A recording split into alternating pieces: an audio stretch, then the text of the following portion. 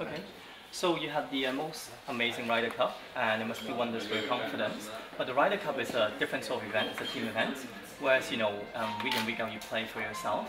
So can the confidence that you get from the Ryder Cup and other highs from it really help you with your sort of day-to-day golf tournaments when you're playing for yourself? Absolutely. I mean, there is a big difference between Ryder Cup and playing a stroke play event. But the way you play in Ryder Cup, the confidence that I've taken from that, should carry me into stroke play tournaments. I know my game in Ryder Cup sometimes, outperforms some of the stroke play events that I play, but it's a different intensity, it's a different pressure, and it's something which you only see and you can only experience in Ryder Cup. So for me, I have to perform like that in stroke play, and I'm very much looking forward to getting out there this week and putting that to practice and hopefully winning this great tournament.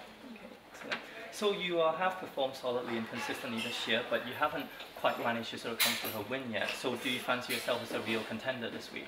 I always fancy myself as a contender every week I play, and if I don't fancy myself as a contender, then I'll never play golf. It's dead simple. I believe I've got the chance to win this week, and my game's certainly good enough to be able to do that. Okay.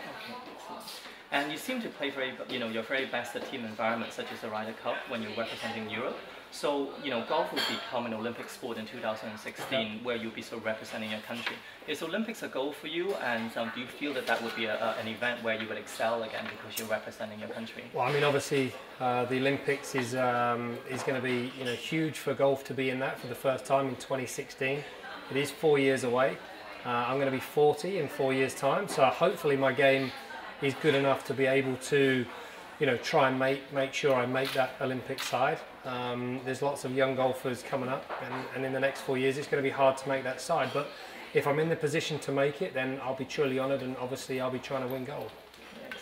So you've played a fair bit in Asia this year, including Korea, and you've actually returned to China for the second time this year, having played in the Volvo China Open in Tianjin earlier in the year. Do you like playing in Asia, and how different is it playing in this part of the world versus in Europe and also in the US? I do enjoy playing in Asia. I've got a very good record. If I look back at winning Singapore, Hong Kong, winning in Japan, I do like coming over here and playing. I finished second in Korea a few years ago, so whenever I do come to Asia, I like it. I've got a good fan base out here, and it's always good for me to come over and play. Yeah. And talking about fan base, you're very active on Twitter, we know that, and you sort of tweet a lot. How do you keep your sort of topics fresh, and how do you keep your fans interested and want to keep following you on it? Well, in terms of keeping topics fresh, I just try to be me. I try to be normal, and that's what I think the fans like. I'm quite honest. I show everybody kind of stuff from inside out, which they can't normally see, and hopefully that gives them fresh content all the time. Okay. And you played at the Ballantine Championship in the last 2 years in Korea, and you're participating in the BMW Masters. Both of these tournaments are sponsored by Ballantines. How important do you think sponsors are at these top-flight professional golf tournaments, and what do you think are the roles of these sponsors in developing the sport in the region or globally? Well, I mean, sponsors like BMW, sponsors like Ballantines are huge for the game of golf right now.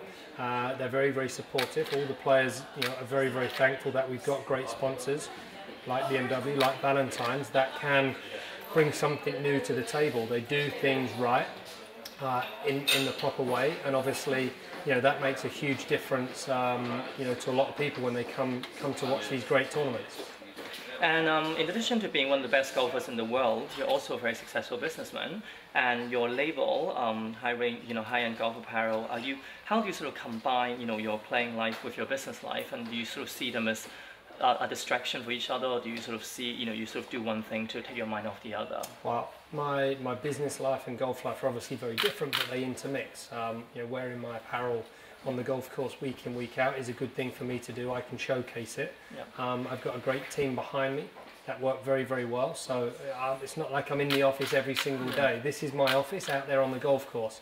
I've got a good team which are able to run the business and make it a very good business. So I look forward to trying to grow that business in the future. Yeah, and just the last question on your label that you were the official apparel at the Ballantines Championship in Korea.